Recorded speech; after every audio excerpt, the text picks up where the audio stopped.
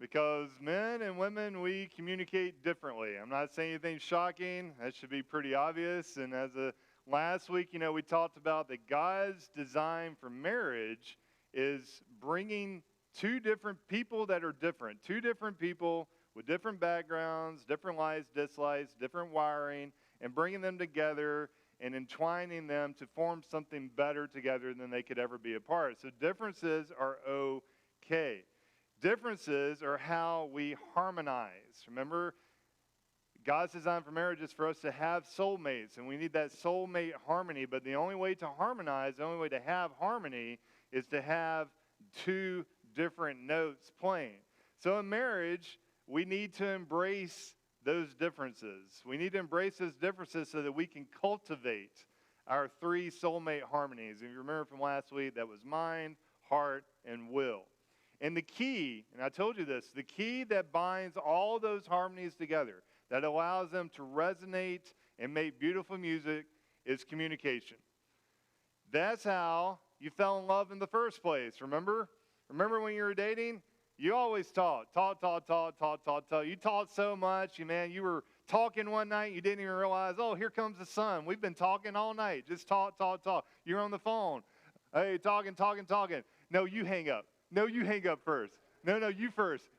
You're always talking as you're dating. That's how you felt. Yeah, you might have been physically attracted to them to start with, but the way you fell in love was through talking and learning about them and finding out how you blend together what they like, what they don't like, what you like, and so on and so forth. But that fades with time because the busyness of life can get in the way. And there's so many typical nights that every family might experience where you get home from work, both of you are tired, the kids are going crazy because they just found some bug that's running around the house and they want to show you, but all you're trying to do is get dinner on the table. All you're trying to do is just, and you want to tell your spouse about something that happened and they're trying to focus, but they can't focus. And they're just like, hey, can we talk about this later? And then later never happens because you both fall asleep on the couch after the kids go to bed. That's going to happen. We're all going to have days like that. We're going to have those moments. And if you have not experienced that yet, you will, because that's just how life is. But if you allow that to happen day after day, repeatedly over and over again, that's when it becomes a problem. I heard someone describe it as creeping separateness, because you're here and you just kind of slowly start drifting away. Nothing that either one of you is doing, it's just you're not connecting like you used to do. But effective communication can break that cycle of drift. And I think it might be the most important tool that God gives us to put in our marriage toolbox that we can use to pursue a marriage that's based on God's design. Why do I say communication is so important? Because I think it's important to God, because our God is a God who speaks. Our God speaks. The Bible's very clear. In Genesis describes creation. God spoke everything into existence. And the heavens declare his glory, according to Psalms, his majesty. But then God not stopping or settling at general revelation, because when you look at creation, when you look at the intricacies of the cosmos, you have to say there's no way this all happened by chance. There's got to be some type of design, and that means some type of designer. But he didn't stop there. He didn't want to have any doubt. So then in his grace and his mercy, he gave us the Bible. These are God's words. He spoke. The Holy Spirit inspired people from different centuries and different backgrounds and different languages to write down his truth. And he spoke that into existence. And then, of course, his ultimate revelation was Jesus, which we read about in John. He's like, you're not getting it. And so he had to come down here and live as one of us and be faithful to the point of death. But the whole time Jesus was speaking, but he was showing us God. Colossians 1 says that he is the image of the invisible God, and that all the fullness of God was pleased to dwell within him. Our God speaks, and he wants you to speak too. But speaking is not just enough, because you can be saying a lot of words, but that doesn't mean you're communicating. Because there's two obstacles to effective communication. The first one is not realizing that we were created differently. Men and women created differently. But then also we developed differently. And I want to be clear. These are just obstacles. They're not absolute barriers. When you're going on an obstacle course, you get to it, you can get over it or around it, but you have to work together with your team, right? So just because these are obstacles doesn't mean that it's like an endpoint barrier you can't break through. There are ways around and over this. You just got to work together. Because here's the key. In everything we're going to talk about in our marriage series, pursuing oneness takes skill and it takes will. Skill and will. And we're going to be talking about both today. We're going to be talking about some communication skills, but it comes down to, do you have the will to pursue that and to do what you should? So let's look at how we were created differently. I already mentioned this book, Genesis. Genesis describes how God created everything. And then in verse 27 of the first chapter, he says this: so God created man in his own image, humanity in his own image. In the image of God, he created him. Male and female, he created them.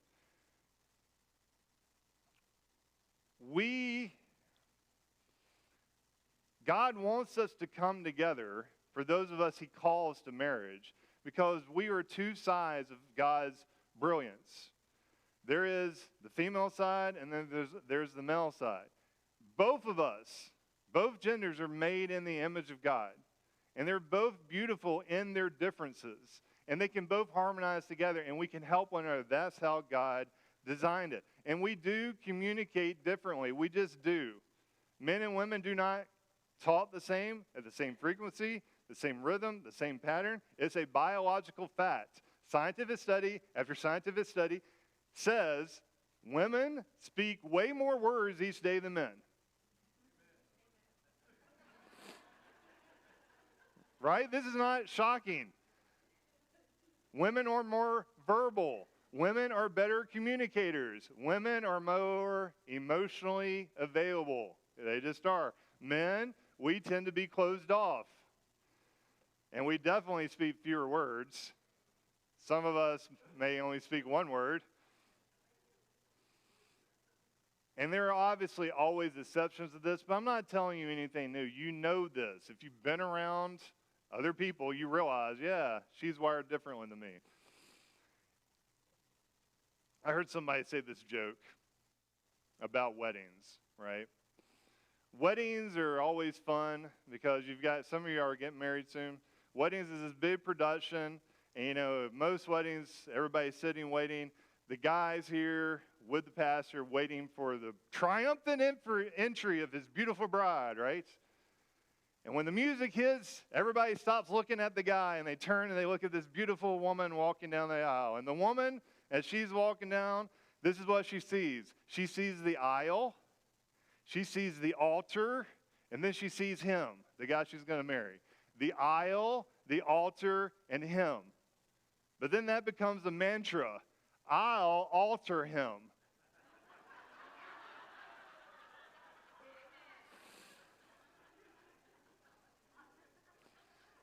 Now, wives, if that's your game plan, I'll alter him? No, you won't. Don't try. You can't change your spouse. Yeah, you can smooth off the rough edges and whatnot, but you're not going to change the person fundamentally. You, wives, let me talk to you first. I'm going to be talking about men a lot. I'm going to be talking to the men. Wives, hear this.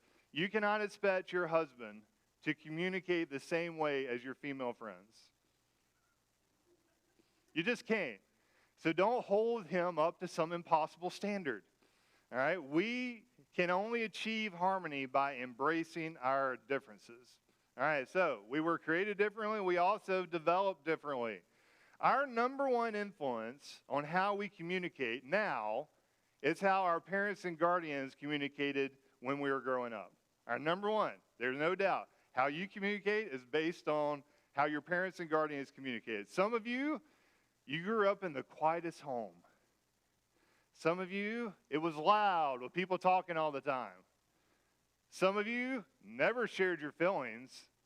You definitely didn't address problems that you might be having. But some of you, every night was group therapy. and everyone was emoting all the time. Because of how you grew up, you developed different communication styles. You just did. It's the whole nature versus nurture thing. And there's three dichotomies, three differences, dichotomies of communication styles that most people fall under. And as I talk about each one of these, don't think about your spouse.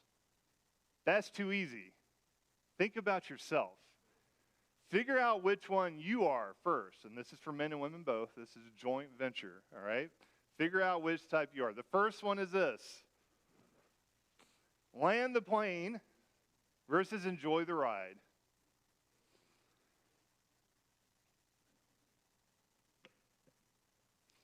Here's an example.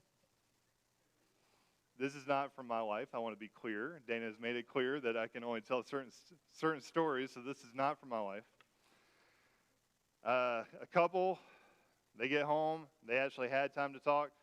And the wife, the mom, says, yeah, we had a parent-teacher conference today, about little Billy.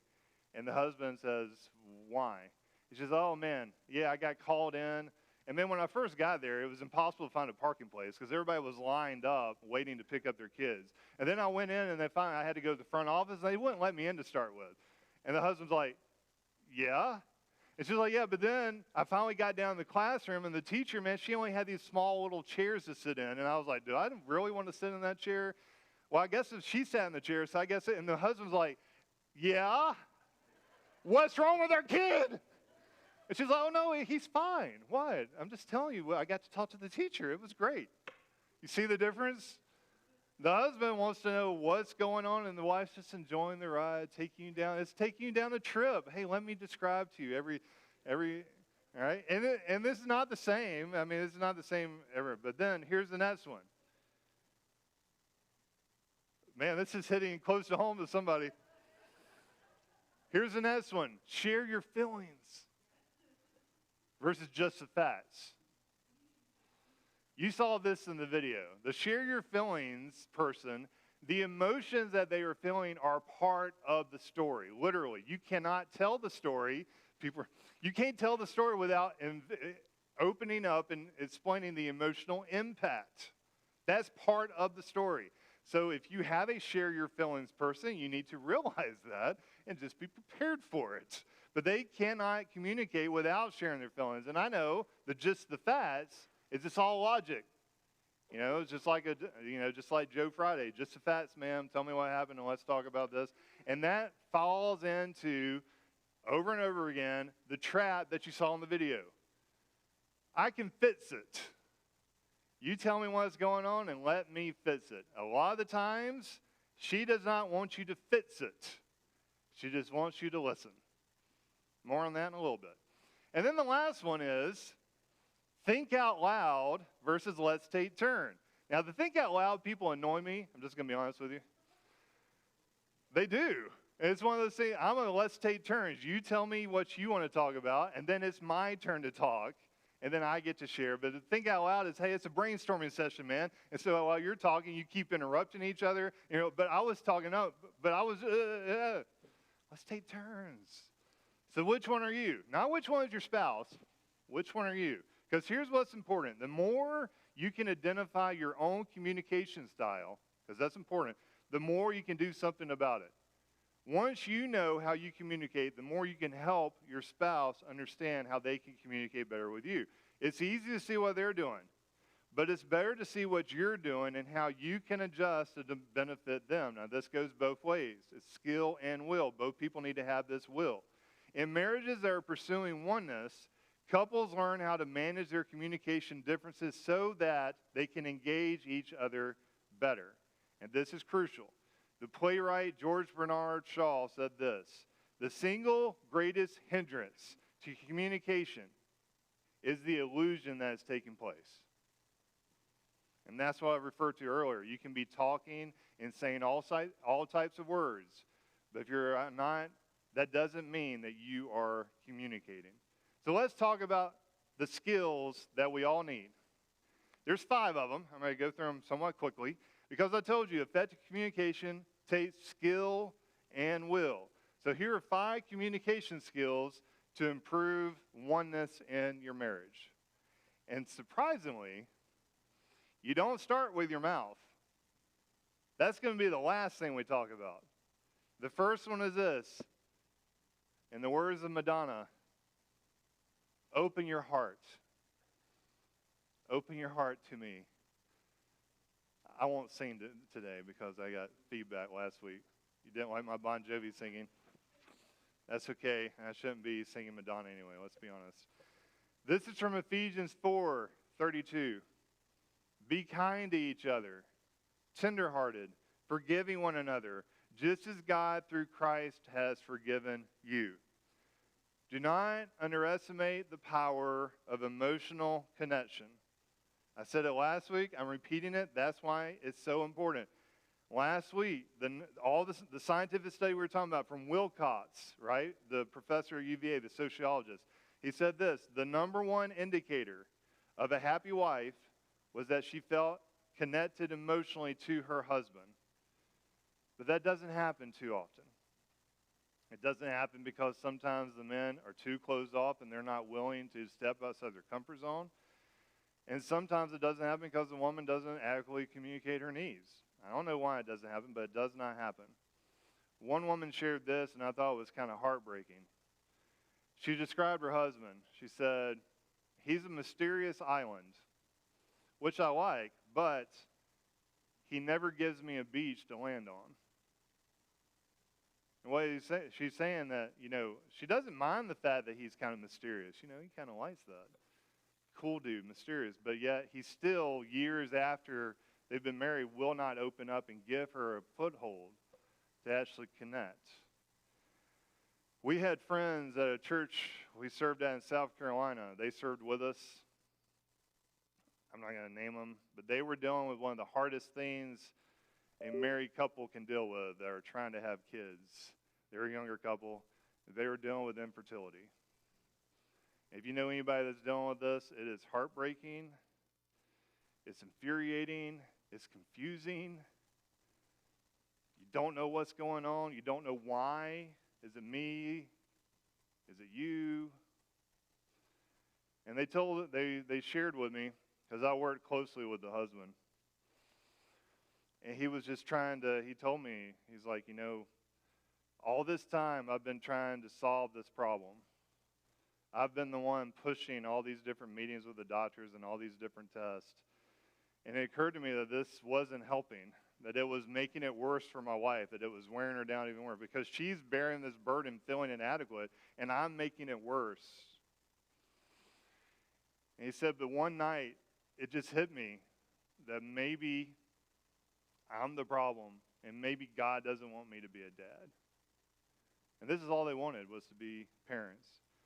And in that moment, when he was sharing that with her, because she'd been crying, but he shared that with her, and as he shared it, he started crying.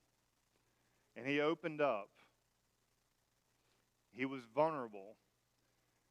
And that was what she needed. Because even in the moments of her darkest despair, when he opened up and was crying, she rolled over. They were laying in bed together. She rolled over. She put her hand on his chest, and through her tears just said, you would be an awesome dad. And at that moment, they were connected in a way that they had never been connected before. And praise the Lord, shortly thereafter, about a year and a half after, they did conceive, and now they have two beautiful kids. Husbands, if you can learn how to open up, open your heart, and communicate in a way that she can hear and feel, you will be amazed how much she will respond to you. Even in your darkest, weakest moments. You don't always have to be pillar of strength, know-it-all man. That's not what your woman needs all the time. So here's a starting point for you. I'm going to target guys, but it could be the woman that's emotionally closed off. Like I said, these are not universals. Try this. If you struggle opening up emotionally, try this. Once a week, tell your wife, tell your husband, I feel, and then say something from your heart. And I'm not saying I feel hungry or I feel tired. I mean, I feel something true. I feel overwhelmed. I feel confused. I feel appreciated. Something that's true, something that's real, and see how they respond. Number 2, become a good listener. Become a good listener. Listen well. This is from James 1:19. Understand this. You must all be quick to listen, slow to speak, and slow to get angry. Proverbs 18:13 says this, you are a fool if you do not listen. It's harsh. It's harsh. So how do you listen well? Well, number 1, take this and throw it away. Not really, but put it away. Don't worry, it's fine. Set aside, carve out time where you are one-on-one, and that phone remains off and away. All right? Don't pick it up. Don't look at it at the table, at the dinner table. If you can, make sure you're eating dinner together. You know, a lot of times you can't with schedules you're not, but that's one thing I think Dana's okay with me saying. That's one thing that Dana prioritizes is us sitting down at the table together. Even if we're not all eating, we can just sit there and watch the other person eat so that we have that moment to kind of connect one-on-one. And when we're connecting, when we're listening, this is why you get rid of the phone. You need to listen with your face. Listen with your face. Listen with your face. It's focused attention. When she's talking to you, when he's talking to you, actually turn off the TV or pause it if you're on YouTube TV like I am. And then listen with your face. And also, at the same time, let's be considerate. If the game's on,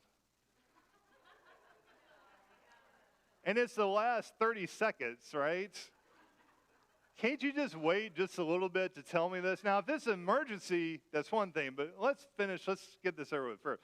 So give focused attention. And please, please, please, actually, listening is one of those things where we all think we're good at it, but hardly any of us are. You know, it's one of those things, oh, yeah, I'm a great listener. Are you? Are you really? All right? One of the things that people do is that we start thinking of our response before they're done talking. Don't do that. Don't do that. I was just talking about the game. One of the most egregious and frustrating things on a football field is that when you throw a pass to a wide open receiver, right here, they're going to catch it, and then they drop it for some reason. Why? Why have they dropped the ball? Because they took their eyes off the ball and turned around before they finally caught it to try to make sure they're running upfield to score a touchdown. That's exactly what you're doing in the conversation. You think you know what they're going to say. You're taking your eyes off the ball, and it's an incomplete pass. And everybody's going to laugh at you and think how foolish you were. Don't look up the field. Something magical happens. Truly, something magical happens inside most people when they feel like they are listened to, when they feel like they are heard. Number 3, mind your nonverbals. Mind your nonverbals. I don't have a passage of scripture for this. It might surprise you. The Bible doesn't have a passage talking about nonverbal communication. Not that I could find it, at least. If you find one, please tell me. So I'm just going to share with you a couple of things from the Wilcox survey. Here is what your spouse hears. You ready for this? 7% are words. That's it. 38% is tone of voice. That's something I didn't realize before I was married. And 55% is body language. Does that track? Right? 7% words, 38% tone of voice, 55% body language. So mind your nonverbals. Here is an example of how important all these things are. I'm so sorry I didn't make it by the grocery store today. I was at work and it just got crazy. I'm so sorry. Versus, well, I'm so sorry that I didn't make it to the grocery store today. I was at work. And I couldn't get away. You're saying the exact same thing. Double check the video. I'm pretty sure I said the exact same thing. But you know that those are completely different meanings. You may be saying the right words, but if you're saying it the wrong way, that's the lasting impression. That's the lasting impression. And it takes 15. It takes 5. It takes 5 positive experiences to make up for 1 negative. 5 positives to make up for 1 negative. So mind your nonverbals. Now, number 4, promote compassionate honesty. This is Ephesians 4:29. Don't use foul or abusive language. Let everything you say be good and helpful, so that your words will be an encouragement to those who hear them. Obviously, Paul is writing to the church, but if he's writing to the church, it's good for marriage as well, because people in the church are made up of married people, right? All this is saying, what Paul is saying is, think before you speak. And ask yourself the question, is this the best time to say this? It might not be. If somebody is sharing deeply from their heart, it might not be the best time to bring up. Whatever can wait. You know, I was joking before about the ball game, waiting until it's over, but it might be. You judge when you say what you say. And you may even say the right thing, but if it's the wrong time, don't say it. Have that discipline. And try to use, as much as you can, try to encourage one another. Try to build each other up. I know this is not rocket science. The survey I was referring to didn't even mention this because it's so obvious. But it's worth remembering because they lied to us when we were kids. They lied to us because they said, sticks and stones may break your bones, but words will never hurt you. That is the most untrue statement anybody has ever perpetrated on a kid, because words cut deep.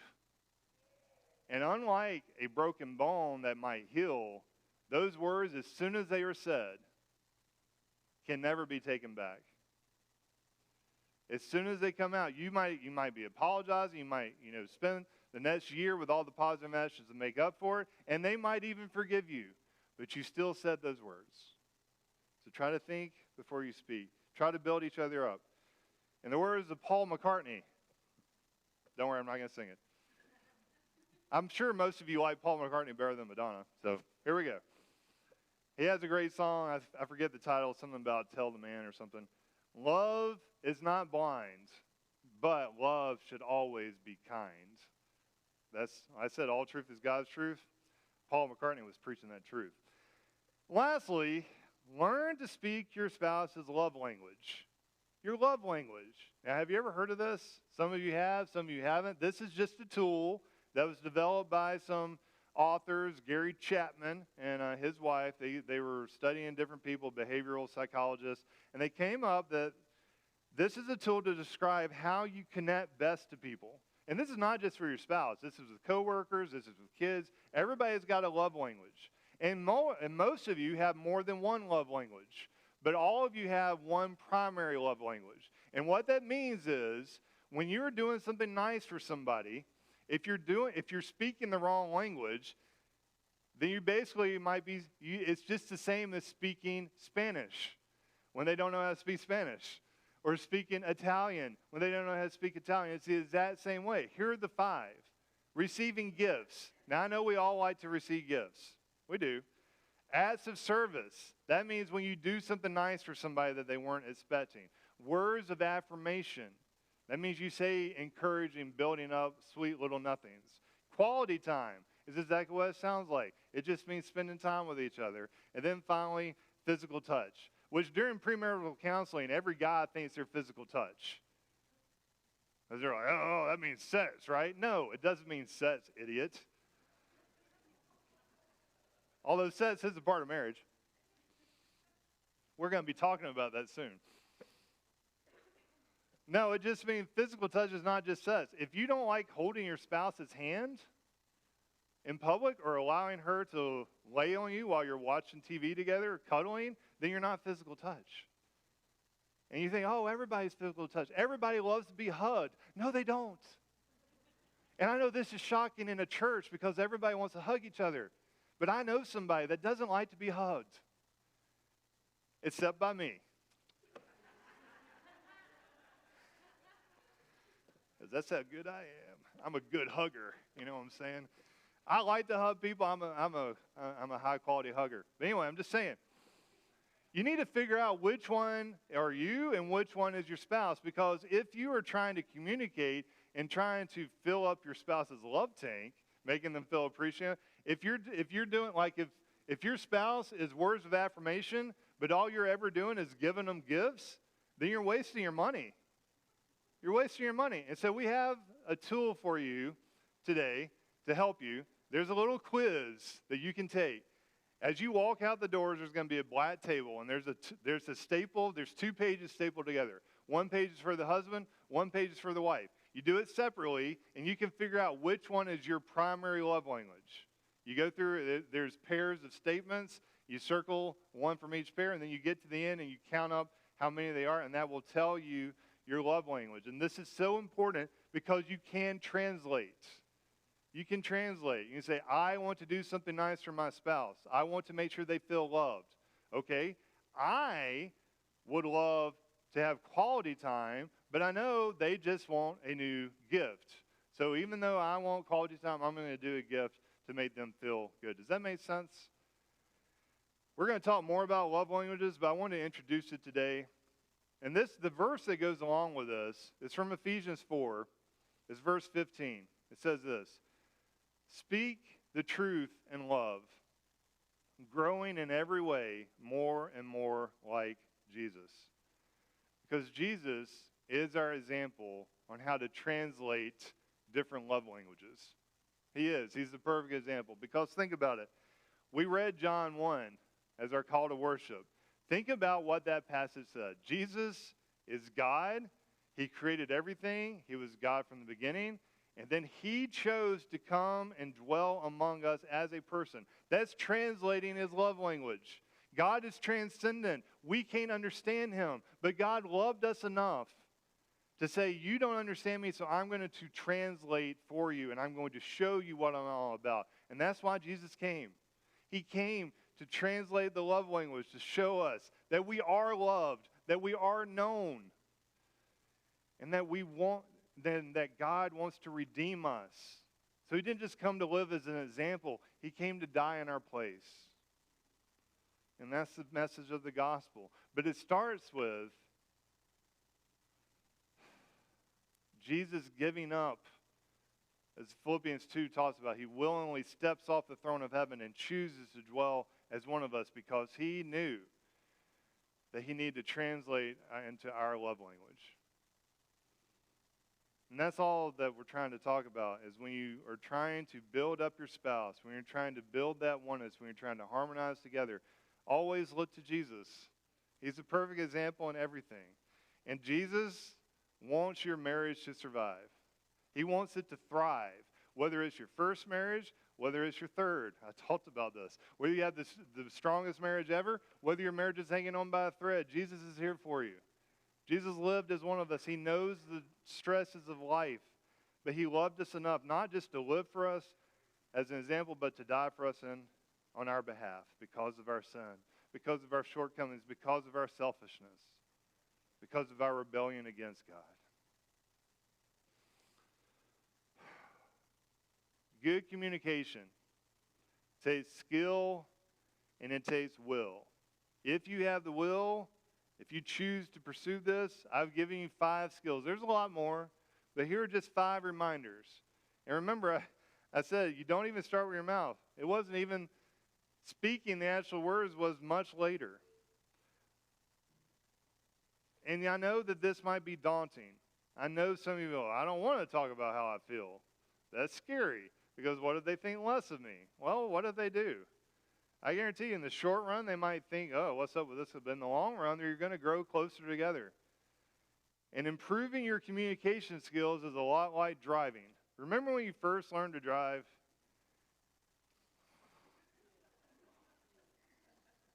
You were so scared to start the car and to put it in gear. You knew so many things are going to go wrong.